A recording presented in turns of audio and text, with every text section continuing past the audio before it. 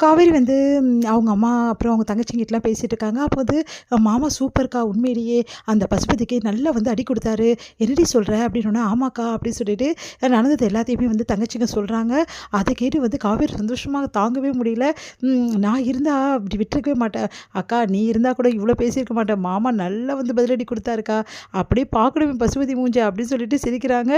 ஒண்ணு சந்தோஷமா இருக்கு. நான் கூட நெனச்சு கூட பார்க்கலடி மாப்பிள்ளை இப்படிலாம் இருப்பாருன்னு சொல்லிட்டு அந்த தம்பி கூட ரொம்ப கோவக்கார தம்பின்னு நெனச்சிட்டு இருந்தேன். இப்ப தான் தெரியுது கோவம் இருக்க இடத்துல தான் குணம் இருக்குன்னு சொல்லிட்டு, உண்மையிலேயே வந்து அந்த தம்பி வந்து இப்படி நம்மளுக்கு சப்போர்ட் பண்ணுவான்னு நெனச்சு கூட பார்க்கலடி. உனக்கு நல்ல புருஷன் தாண்டி கிடைச்சிருக்காரு அப்படின்னு சொல்லிட்டு சந்தோஷப்படுறாங்க அவங்க அம்மா எல்லாருமே. இத கேட்ட காவேரிக்கு சந்தோஷம் தாங்கவே முடியல. உடனே வந்து சரி எல்லாரும் சாப்பிட்டுட்டு வந்து நாங்க கிளம்புறோம் அப்படின்னு சொல்லிட்டு கிளம்புறாங்க. உடனே காவேரி விஜய் பார்க்க வராங்க. விஜய் வந்து வேலையா இருக்காரு. உங்ககிட்ட கொஞ்சம் பேசணும் அப்படின்னோனே, "என்ன காவேரி என்ன பேசணும்?" அப்படின்னோனே, "அப்படியே வந்து உங்கள கட்டிக்கலாமா?" அப்படின்னு சொல்லிட்டு கேட்குறாங்க. "என்ன இது? யாரோ பார்க்க போறாங்க காவேரி."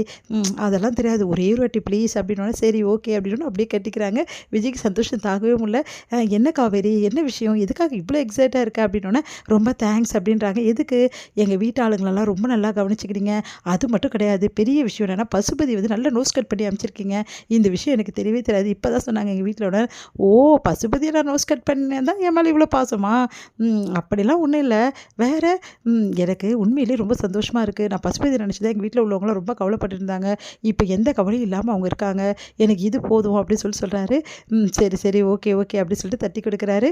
சரி காவேரி இன்னைக்கு எவ்வளோ நல்லா இருந்தது தெரியுமா? உண்மையிலேயே ரொம்ப அழகா இருந்த நீ அப்படின்னோனே, நிஜமாவா சொல்றீங்க? எனக்கு என்னமோ வந்து வேஷம் போட்ட மாதிரி இருந்தது. உனக்கு வேணா அப்படி இருக்கலாம். ஆனா உண்மையிலேயே சொல்றேனே, நீ ரொம்ப நல்லா இருக்க இன்னைக்கு" அப்படி சொல்றாரு. தேங்க்ஸ் அப்படின்னு சொல்றாங்க. சரி ஓகே. இங்க பாரு இதே மாரி எப்பவுமே சந்தோஷமா இருக்கணும் புரியுதா? பசுபதி நினச்சு எந்த கவலையும் படக்கூடாது. உங்க வீட்ல உள்ளவங்கனே சொல்லி வை. ஆனா ஒண்ணுங்க, எனக்கு ரொம்ப சந்தோஷம் என்ன தெரியுமா? கங்காக்கா வந்தது தான்.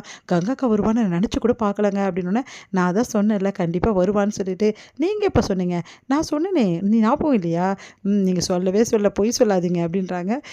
சரி நான் சொன்னதெல்லாம் ஞாபகம் இல்ல. நல்லது நடக்கும். எல்லாமே நல்லா சந்தோஷமா இருப்பாங்க. சொன்னேன்ல இந்த ஃபங்ஷன்ல அப்டின்னோனே, ஆமா ஃபங்ஷன் வச்சா எங்க வீட்லயும் சந்தோஷமா இருப்பாங்க. உங்க வீட்லயும் சந்தோஷமா இருக்காங்க. இப்ப பாத்தியா எவ்வளோ நல்லா சந்தோஷமாயிடுச்சு அப்டின்னோனே, ஆமாங்க அப்டினேன். சரி அடுத்த ஃபங்ஷனுக்கு ரெடி ஆவணும். அடுத்த ஃபங்ஷனா வேற என்ன அந்த அஜயோட நிச்சயதார்த்தம் தான். எனக்கு அதுதாங்க டென்ஷனா இருக்கு. அந்த நிச்சயதார்த்தத்த வந்து நிறுத்த வழியே இல்லையா? இங்க பாரு காவேரி நான் சொல்றத கேளு. விட்டுரு இந்த விஷயத்த. நான் பார்த்துக்கிறேன் அப்டின்றாங்க. அமைதியா இருக்காங்க காவேரி என்ன பண்றதுன்னு தெரியாம.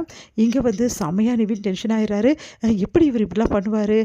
என்ன நெனச்சிட்டு இருக்காரு அந்த விஜய்? இப்படிலாம் பண்ணா காவேரி மனசு எவ்வளோ கஷ்டமாகும். அது மட்டும் கிடையாது. இதெல்லாம் வந்து எல்லாரையும் கூப்பிட்டு நடத்திட்டு இருக்காரு. அப்புறம் ஏன் என்கிட்ட அப்படிலாம் சொன்னாரு? அப்படின்னு சொல்லிட்டு செம்மையா டென்ஷன் ஆயிடுறாங்க. இதை விடவே கூடாது. விஜய் கிட்ட கேட்டே ஆகணும் அப்படின்னு சொல்லிட்டு யோசிக்கிறாரு.